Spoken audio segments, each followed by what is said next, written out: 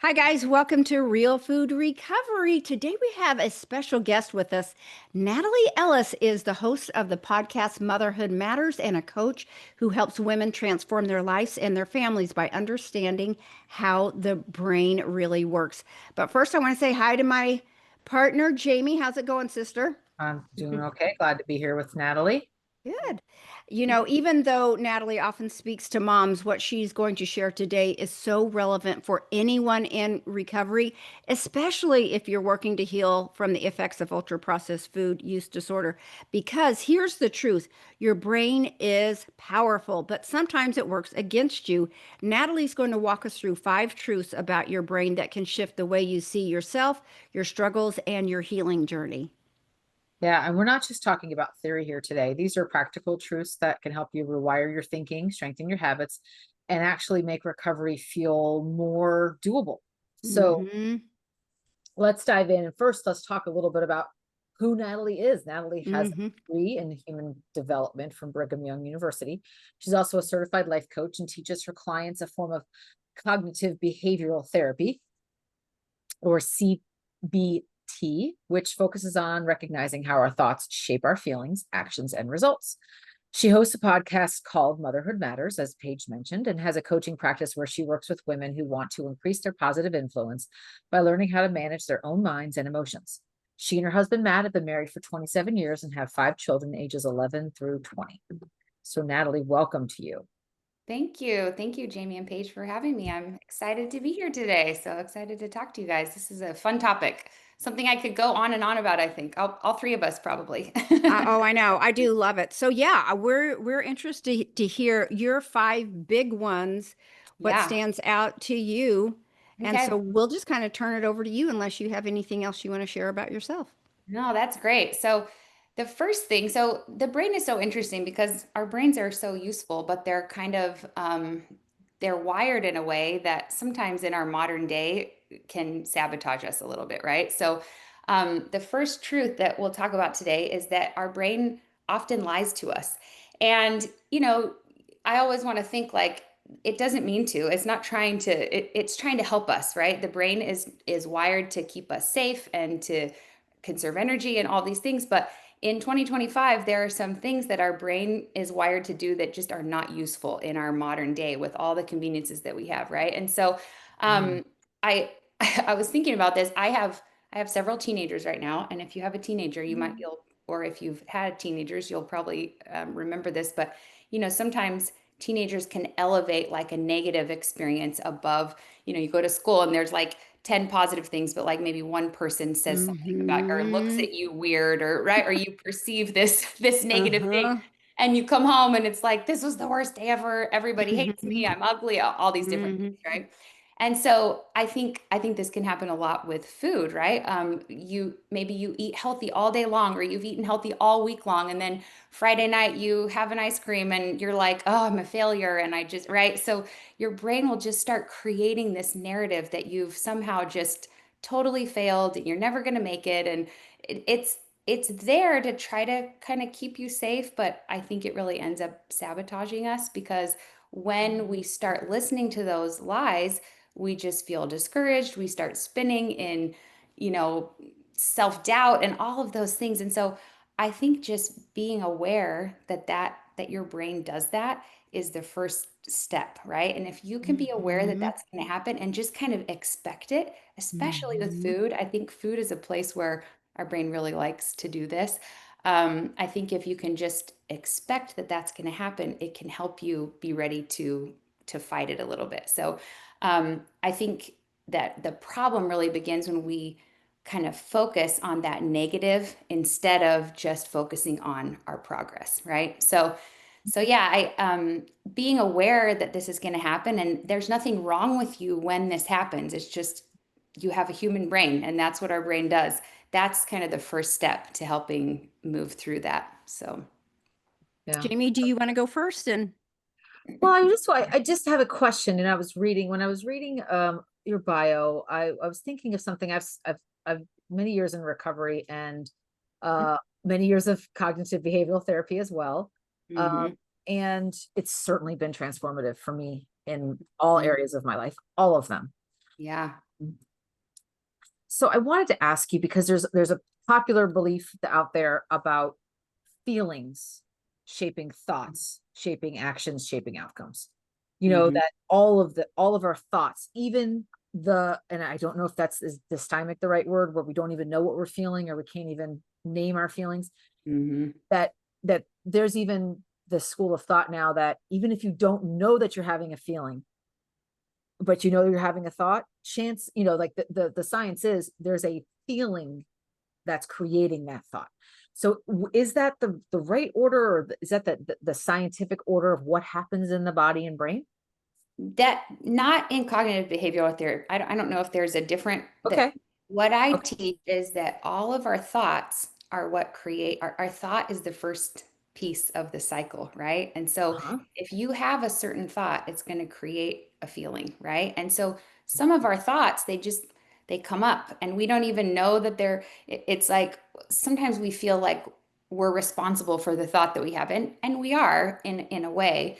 But what we're more responsible for is being the watcher of the thought and choosing, okay, I had this thought, and even if it's true, it's not useful, right? If I'm having this thought like I'm a failure, I'm a loser, I'm never going to be able to do this, like even if you did fail today, even if you didn't stay on your food plan or whatever, is that a useful thought? Is that going to create emotions that then help fuel the actions that you want to be taking in your Mhm. life, right? Because if you're walking around feeling discouraged and frustrated, and I don't know about you guys, but for me, when I feel like that, I'm like, I need a cookie, I need some ice cream, right? So Yeah. those feelings of discouragement and frustration, which are created from a thought, they never lead to the outcome that we're looking for when we're trying to Right. eat healthy, right? I mean, it's Mhm. a total self-sabotaging thing. So I'm Yes. not like a brain scientist. I mean, so that maybe maybe there's other research out there, but what I teach is this idea that,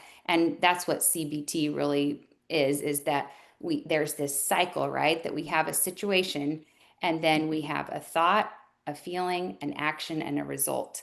And so you can kind of jump into that cycle at any point. Sometimes it is true that we can take an action and it will like change the way we feel, right? Like if you go exercise, maybe you didn't feel like exercising, but if you go exercise, you're going to feel better after. But the focus, if we can try to focus on our thoughts and creating and choosing thoughts that help us feel a certain way, it will help us be more likely to take the actions that lead to the results we want. So Yeah.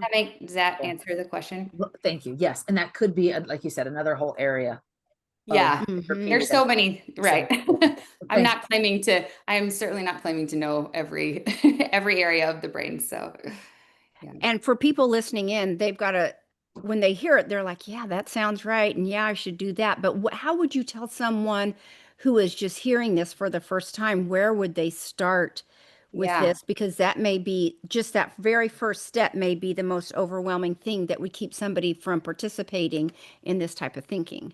Yeah, that's a great question. So I think one of the things that I love about just this method is that we have more power than we think, right? I mean, we Mhm. have all the Yes. power. We sometimes put things off on situations or other people, and that's when we give our power away, right?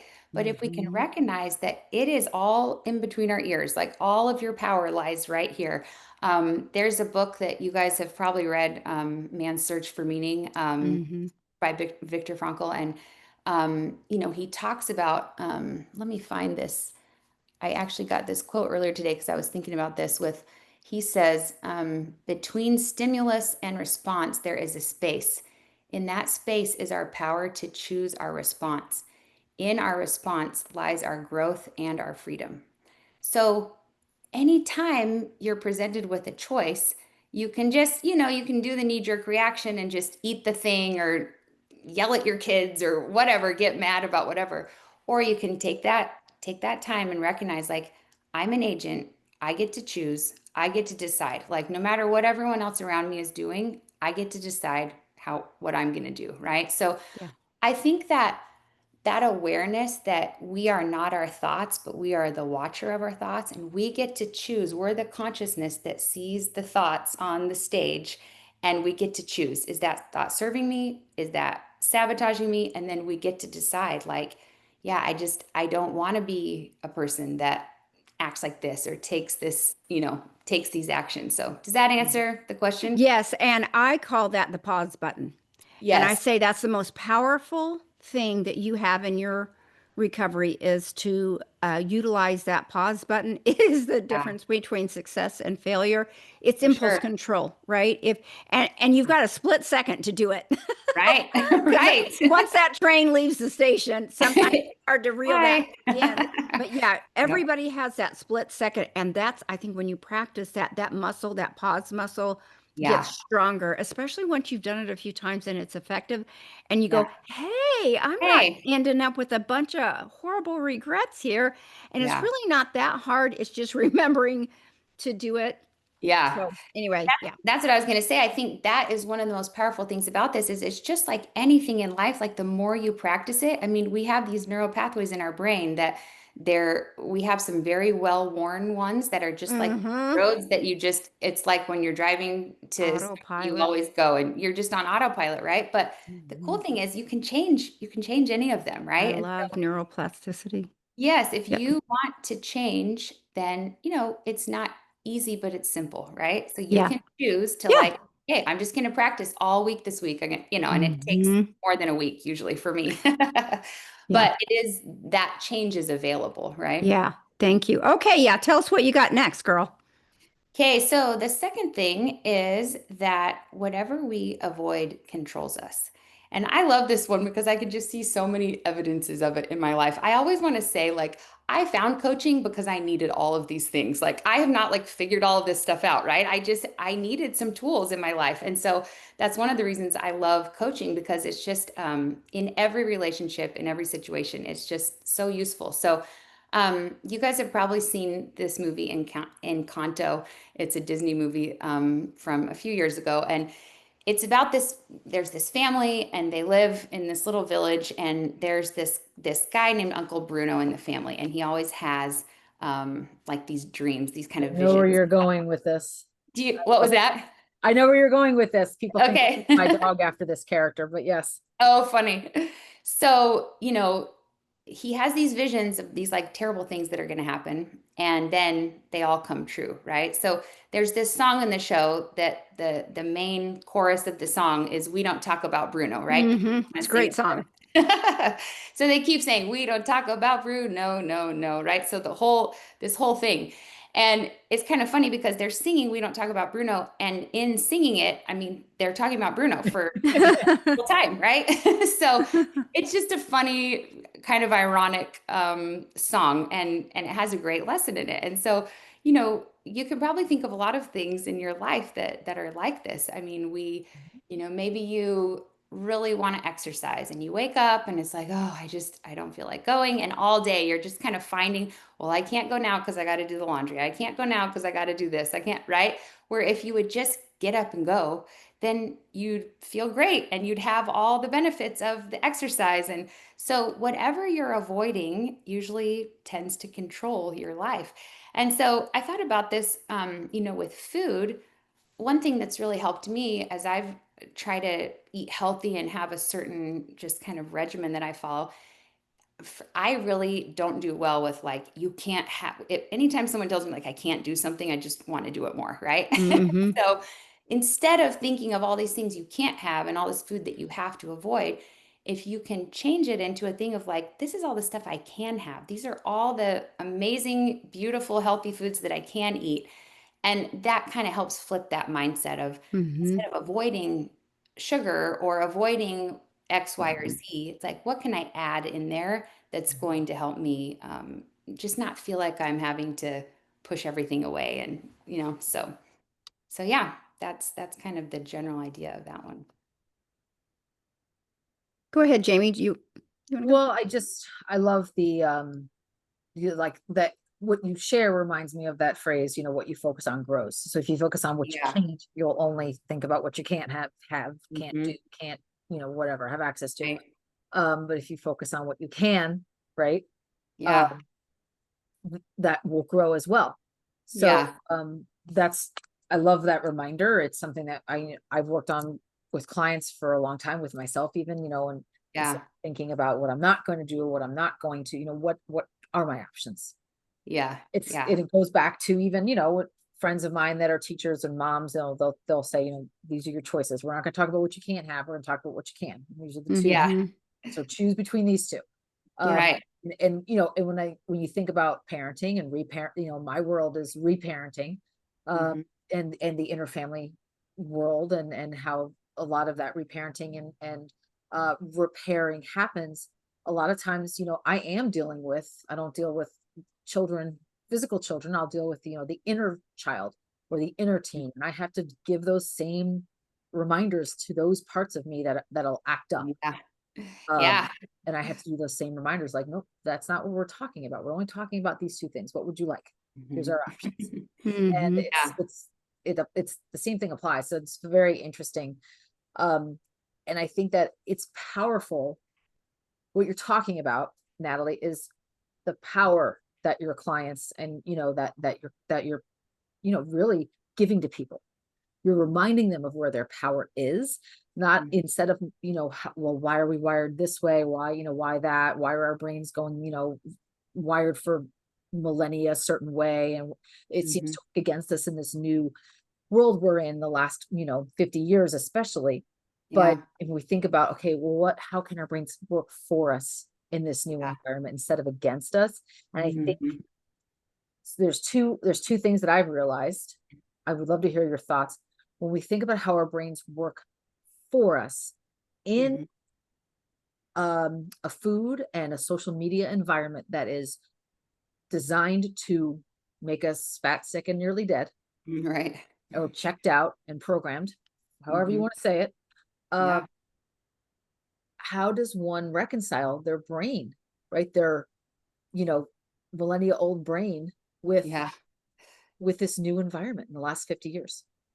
Yeah, I mean, I think again, you have to know that like you've got to know what the playbook is, right? You've got to know that there are these industries that are literally set up. There are these algorithms on social media. There are these processed food companies that are literally set up to keep you addicted, scrolling, buying more, never satisfied, right? And so I Never think satisfied. yeah, like just recognizing that that's actually like that's what they're doing. Like that's their playbook. That's what they're doing.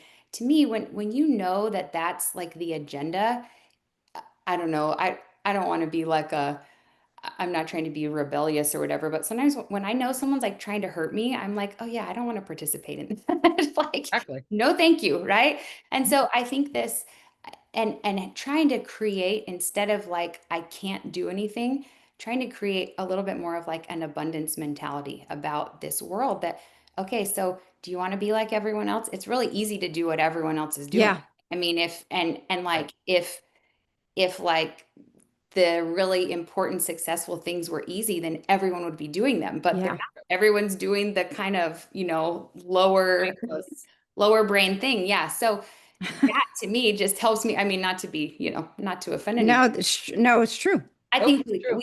we all do it sometimes, right? So you don't need to beat yourself up, but I think just recognizing that that agenda is there, to me, Mhm. that is just really useful to know like, okay, I don't want to go, I don't want to just follow the crowd on this. And Yeah. I want to, because I have the ability to do it, I want to train my brain to do better. It's kind of like Yeah. with your body. Like I don't want to just be a blob. Like I want to be active and healthy and lifting weights. And I want to be like I've told Paige this before. I want to be like Paige when I'm a grandma, like just out there playing with the kids. And there are grandmas who are just sitting in their chair and they can't do Hmm. It's anything. true. They can't I move. No. I just don't want that in my life. And so that motivates me, it motivates me to do it's kind of like the choose your hard thing, right? It's Right. Hmm. hard to resist some of the things that come our way all day every day, but it's also hard to live with the effects of those things. So, I don't know. Yeah, and all of this makes me think about, yes, I understand about what you avoid controls you, but some of the things that I've had to do since being getting off sugar is has always been my main drug of choice. Is there are some things I do avoid, like, a cookie store. But Yeah. I don't think of that as restriction. Mhm. I think of that more as boundaries, just non-negotiables for me, out of self-love, not of Right. trying to hurt myself. So I do think there are a few little tweaks. In general, yes, I do agree. It's better just to stare something down in the eyeballs versus avoid it, but with discretion. So there are a Yeah. few And things that I do avoid. I agree. And Paige, you had mentioned something earlier about boundaries, and there was just talking about like, do we have like a healthy boundary or an unhealthy avoidance? And Yeah. I was thinking about this with, this that's a really important. We don't want to be like beating ourselves up all the time or just kind of like, yeah, that unhealthy piece of it.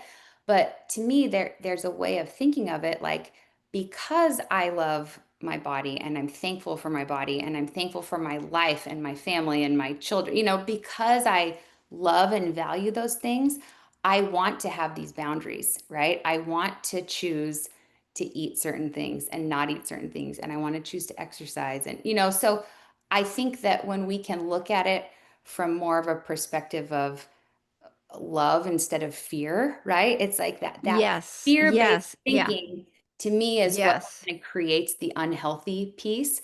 But if Hmm. it's like if it comes from, and this is where your thoughts are so powerful, right? If it comes from like gratitude and love and just, thankfulness for what you do have, and even if you're at the beginning of the journey, it's like I'm so thankful that I'm still here and I can keep moving forward, right? I'm thankful Hmm. that I can change habits that maybe haven't been working or so just trying to reframe your thoughts about it from maybe from fear-based thoughts I think is Yeah. useful. Yeah. Perfect. I love that. Okay. What is our next one? So the next one is that you are who you practice being. I love that. A lot of you have probably read James Clear's book Atomic Habits. If you haven't, I highly recommend it. It's such an awesome book. So there's a few things that I'll share in here that are from him. I wish I could take credit for them, but they're his. So Um, so one of the things that he shares that I loved, just with this idea, you're not who you think you are, you're who you practice being.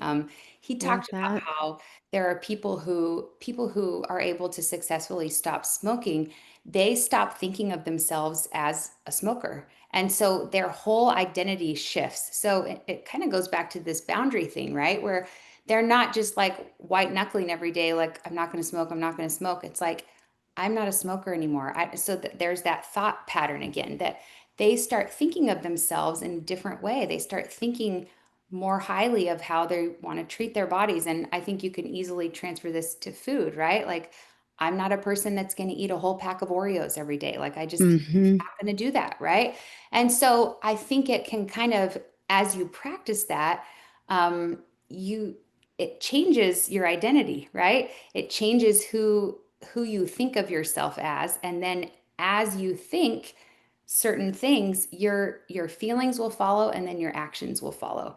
And so that is just a super powerful idea to me because there's so many places where you can apply this, right? I mean, any bad habit that you have in your life, maybe you don't want to yell at your kids, or maybe you don't want to argue with your spouse or have road rage, or you just kind of stop thinking of yourself as somebody who does those things. There's a couple of quotes that he shares that I love.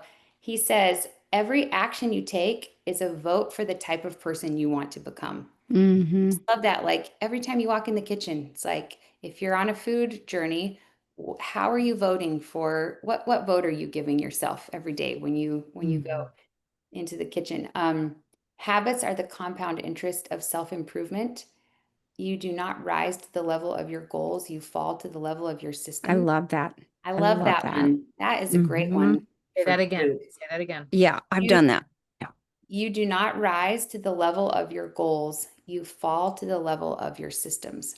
Hmm. That is such a powerful thing to me. I mean, especially with food, like if you don't have a system in place, and Paige, you're so great about, I love how you always show on your Instagram page, like you have your system, you set up your food, I you put do. a little container and you're ready. And that it just gives your brain one less decision to make. Like you already made the decision, right?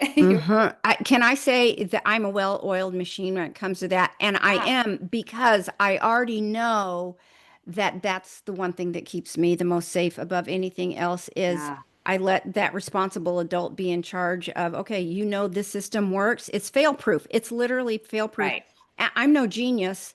I just know I've got a system that works, and so why Yeah. mess with it? Yeah, and then when you're starving and you come in the kitchen, you're not like, oh, Exactly. have a bag of chips. It's like, no, I have my salad. I'm ready to go. Hmm. So, That's exactly right.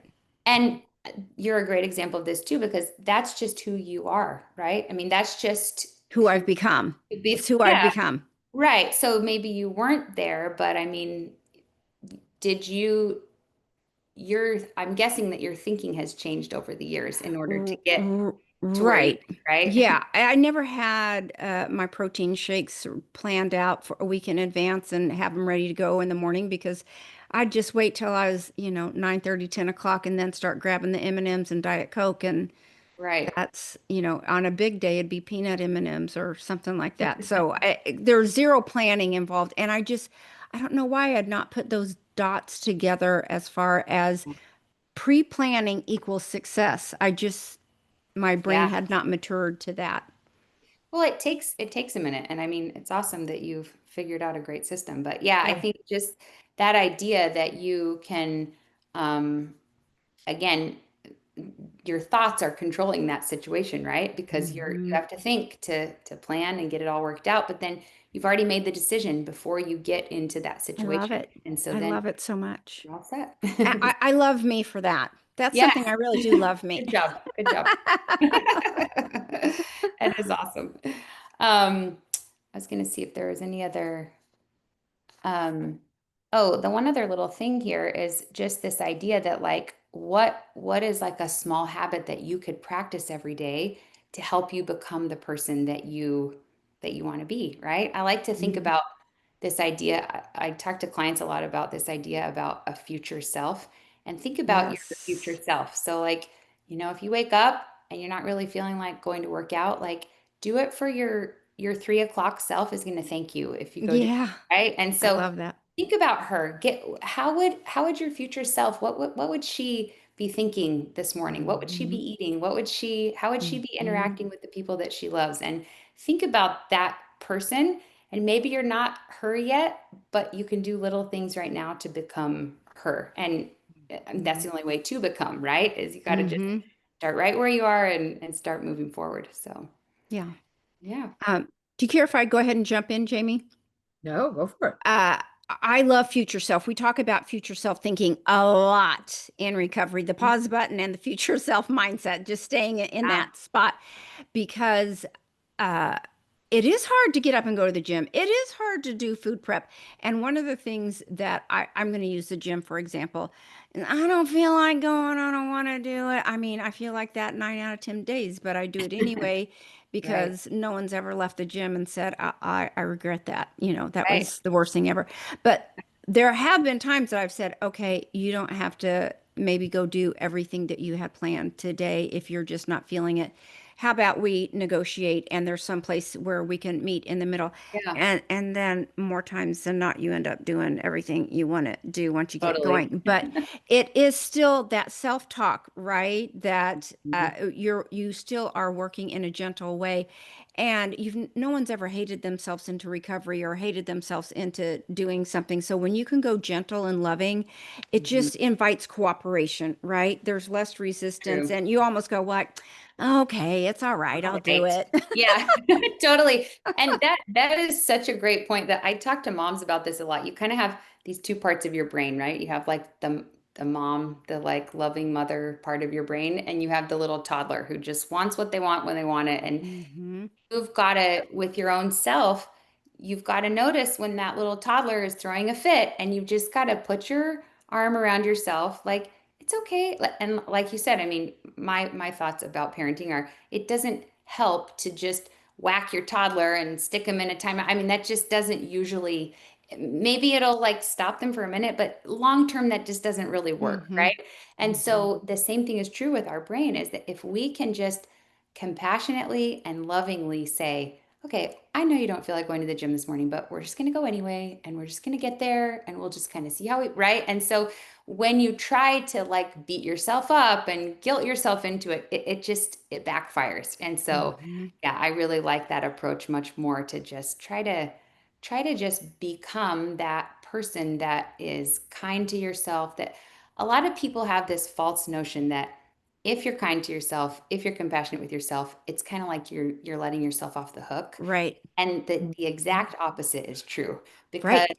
right? If someone, and think about it for your own self, I mean, when someone is kind and compassionate with you and kind of sees the best in you, it makes you want to be that person, right? And if Mhm. someone's like berating you and saying rude things to you, it destroys things, right? So, Yeah, and don't you think it builds self-trust? I can trust you that you're not going to be mean to me, and yes. I can go to you with my most inner vulnerable thoughts and we can talk this out. I mean, I'm talking to Yeah, myself as I'm doing this. yeah, But yeah, right. there is still self-trust that you build within yourself that Yes. I know I'm going to be kind to myself when the chips are Yeah. down.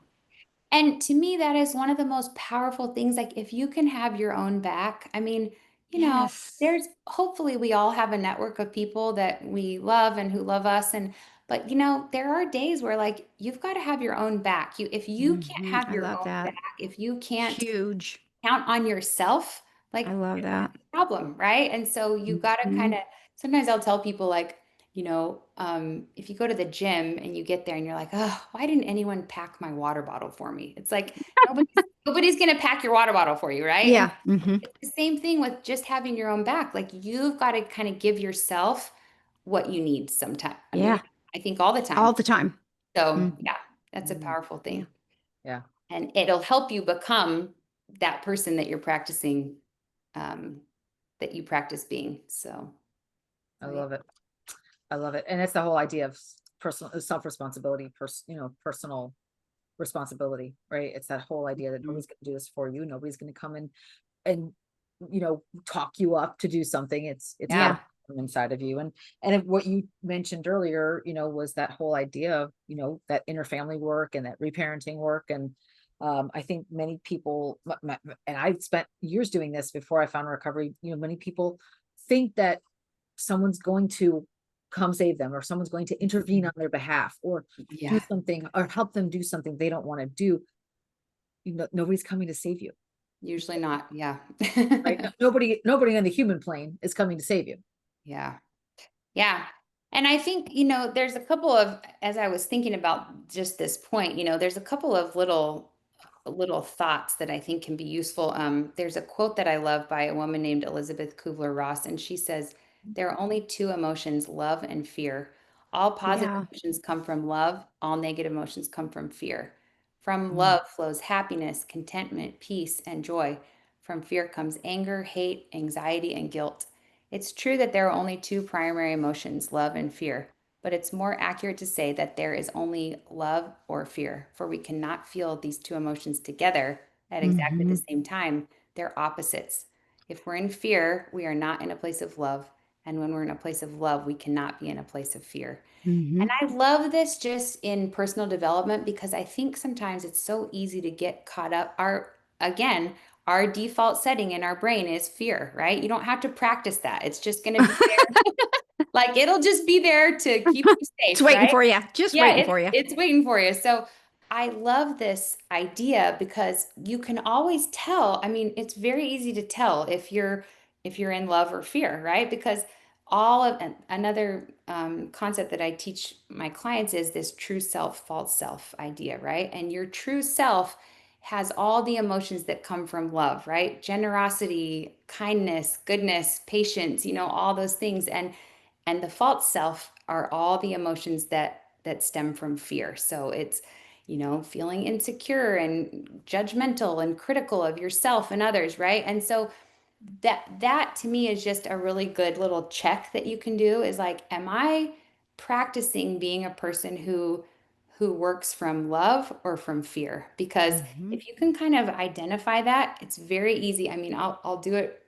in my life right now. Like a situation will come up and my the knee-jerk reaction is something that usually comes from fear, right? Hmm. But again, if you can just be aware that that's happening, then you can make a choice like, okay, I don't want to come from fear. I want to come from love. And I want to figure out how, even if it's a hard situation, how I can kind of help myself. Like I said earlier, put your arm around your lower brain and just kind of help it help it weave over to the right direction. So And that is so true too. When you say put your arm around the lower brain and love it into submission, works so much better than berating, right?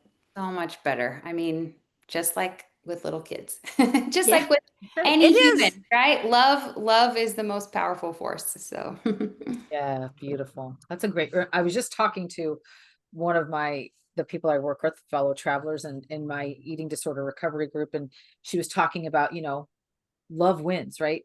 Love is every going to time. win every Yeah. time. So she said, I hear you, I hear you reparenting. I hear you talking to your lower brain, and we'll talk about that, or you're, Yeah. talking to that fear-based brain. Um, and, I hear you talk about choices you made from a place of fear and what the outcome was, right? The Yeah. outcome sometimes would bite me in the behind, right? Like, oh, I came from a place of fear or from a place of lack, or I rushed through Yeah. something. And one Hmm. of my biggest takeaways, and this aligns directly to what you're talking about, and sometimes, or I would say all the time, aligns to maybe spiritual practices, if some of your Yeah. clients are in that mode of applying spiritual teachings to Yeah. their own recovery and mental health. But Hmm. when take my hands off and stop controlling or trying to push outcomes, and I just allow things to happen, they might move at a different pace than I would like them to. Hmm. Always the outcomes are way better than I could have maneuvered. Way better. Yeah, I agree. And I love what you said too about just trying to be compassionate with yourself about like if there are past mistakes, which we all have. I mean, we've all done stuff that we kind of wish we didn't, whether it's with food or relationships or whatever, but just trying to be like, you know what? I know where that girl was at that point and she was doing the best she could. And now she knows a little bit, she knows some new things, so she's gonna Well do said. some new things. So I think that's such a power, which again, that type of reaction to our past mistakes comes from love, not fear, right? That mindset about our mistakes is a love-based mindset, not a, oh, I'm so terrible and I'm never going to make it and all of that. So, Yes. yeah. Okay. Beautiful reminder. Yeah.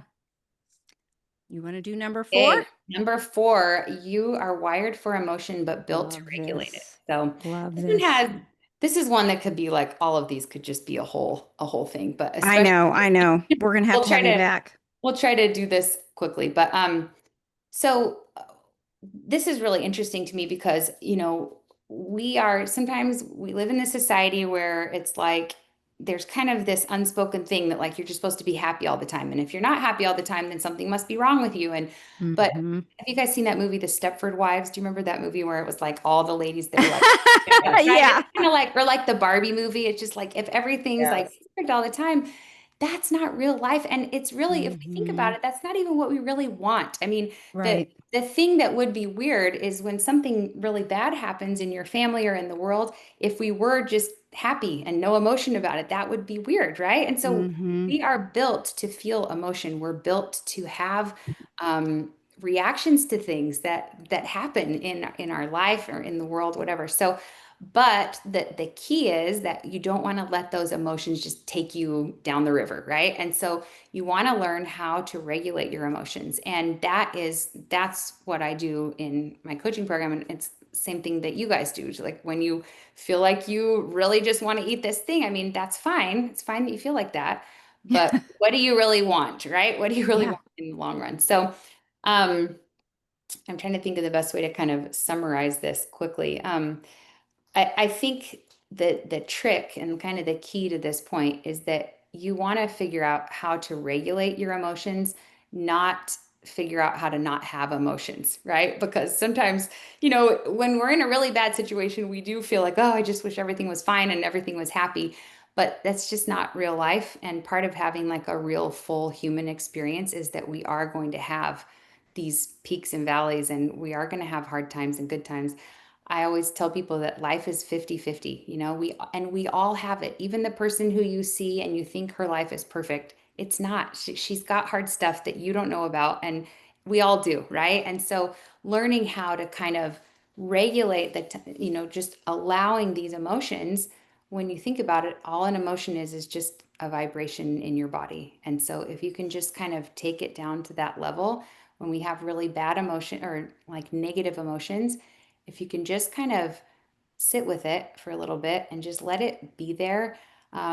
There's a phrase that I teach clients that whatever we resist persists. And so when you Mhm. have a negative emotion, if you're just like pushing against it, it's going to keep pushing back. But if you can just kind of just let it be, breathe through it. I know, Paige, I've heard you talk about this with eating, when you have that feeling that you really want something, if you can just kind of move through it and find something else, redirect, you're going to be able to get through. So again, this we could go on and on about this one, but if you can kind of notice that you have those emotions and notice that there's nothing wrong with the negative ones, that Yeah. you have a choice. You get to choose how you handle them and how you kind of work through them. So Why do you think people are so terrified of feelings? Because we quickly try to numb. But yeah, why do we do that? Why is it so scary? Why can't we just go, okay, well, I'm feeling this instead of trying yeah. to have a quick, we got to get rid of it. Hurry. It's an emergency. I got to get rid of it right now or I'm going to Yeah. die. It's a good question. I mean, I think that's something that we've unfortunately evolved into with our modern day conveniences and, Yep. Netflix and scrolling and all the automatic easy button things. And I think that's actually what has led to like our total mental health crisis in America and in the world because Agree. there's somehow this idea that life isn't supposed to be hard. And a long time ago, like our ancestors, I mean, life was hard. Like that was just that was just, I mean, a given, right? They probably didn't even talk about it because they didn't even know any different. It was just Yeah. like, yeah, you got to walk a mile to get some water, and then you've got to kill an Yeah. animal if you want to eat dinner tonight, right? So I think we have a situation in our society where everything is almost too easy. And Yes. that's not really what humans are. We are made for more. We're made Mhm. for work and struggle, and those things are actually good for us. It's Yeah. good to have difficult situations, and so to me, I think that's probably why people think there's something wrong because we have all these quick dopamine hits. Fixes. Yep. Yeah, but they don't really, in the long run, they're not useful, right? They're not No. the thing that Yeah. actually helps. That's So, that's kind of why there's a thought going around or sort of saying going around, oh, if you let your feelings rule you, you're the world's going to go to hell in a handbasket kind of thing. And Mm-hmm. if you let your feelings make your decisions, and I don't I think that's sort of a giant leap forward in inaccuracy of what we're saying, what you're saying, what counselors and people who advocate recovery theories like this are saying. We're not saying let your feelings rule you.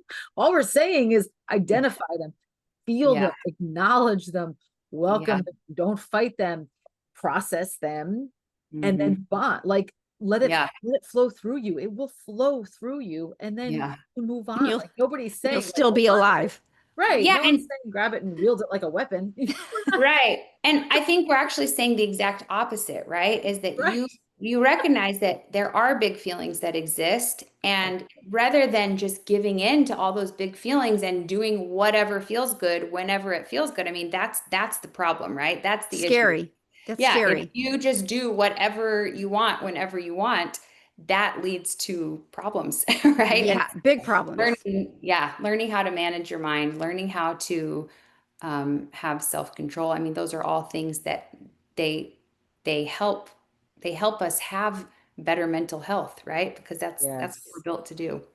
Yes. So. And I know we're wrapping up. So what is the last one here, So Natalie? the last one is that you are going to suffer as humans. We're going to suffer either way. So you might as well suffer for something worthwhile, right? And that might Yeah. sound a little gloom and doom, and I'm not trying to sound that way, but it is true that part of life is that there is suffering. And so we want to find like what do you want to suffer for? What kinds of good things, like what meaningful pursuit can you put your mind to work? The brain is like, you know, it's like this it's like a dog. If you have a dog who really needs a job to do and you leave it in the house, it's just going to tear up the sofa. It's going to mess things up, right? Your brain is the same way, and your brain needs something to do. Your brain needs a job to do. So why not give it something meaningful? Why not give it something that can help you grow, can help you progress? Um, we talked about this a minute ago, but there's this idea about choose your hard, right? I mean, Mm-hmm. choose what kind of hard. It's all kind of hard. There's a lot of things in life that are hard, but we want to try to figure out which hard is going to get us where we want to be in the end. Yeah. Yeah. And I love that because if you think about, for example, someone's having this sugar craving and you can suffer and work through it, kind of like we've been talking about, feel the feelings and work through it, or you can cave in, which means it's going to come back more powerful, more Yeah. powerfully the next time. Yeah. So that is a great example for people in this arena, our listeners. You Mhm. you do have to choose which is hard. Just gut it out, and you've got so much pride on the other side, and you realize, okay, I didn't die. I can do this. And now I've done myself such a huge favor because the next time when it comes back, it won't be near as powerful. It That's loses right. its power whenever you can just feel it and move it through. And Yeah. plus, you've got that supersonic strength of going, I know this is going to pass in a minute, and I'm going to feel Yeah. so much better on the other side. Yeah, and the more you do that, I mean, you literally are physically rewiring your brain and Yeah, your pathways. And so that the that's more well, literally yes, I mean that's literally what rewiring looks like. it's really cool because you can wear down a path in your brain that then becomes like a superhighway, right? And then it kind of goes back Yes, to what we were love talking about a that. minute ago, that you become a different person, right? You're not the same person as you were last month because you've practiced these thoughts, you've practiced, choosing the hard when you need to. And so yeah, it actually just it's so amazing to me that we can continue changing all through our lives, right? I mean, Hmm. there's never a point where you can't change if you want to. So I think Oh, that's a hopeful idea. perfect way to wrap things up. Jamie, I'll let you share any closing thoughts that you have or I appreciate this conversation. It's oh, it's a it's good great. it's a good for me, it's a nice return to some of those foundational recovery Yeah. principles, CBT Yeah. principles that have Yeah. led me through many life changes and curveballs. And obviously they're things that I still call on every day. So I'm glad we were able to break them down. Thank you, Natalie. Yeah, man, this has flown by. I could have literally talked another hour about all of these things. Hopefully you'll come back sometime and join us Yeah, I'd again. love to. That was really fun. Thank you guys Yeah. for having me. It's great to talk to you. Yeah, and thank you to everyone listening. Your brain might lie to you, it might push you towards avoidance or even tell you you'll never change. But today, you've heard the truth. You can rewire your brain. You can practice being someone new, and you can choose the suffering that leads to life. And if you want to find out more about us, you can find us at realfoodrecoveryforyou.com. That's the number 4 and the letter U. And our book is out on Amazon. Real Food Recovery. If food isn't the answer, what's the question? Thanks, guys. See you next time. Bye bye. Oh. Thanks. Bye-bye.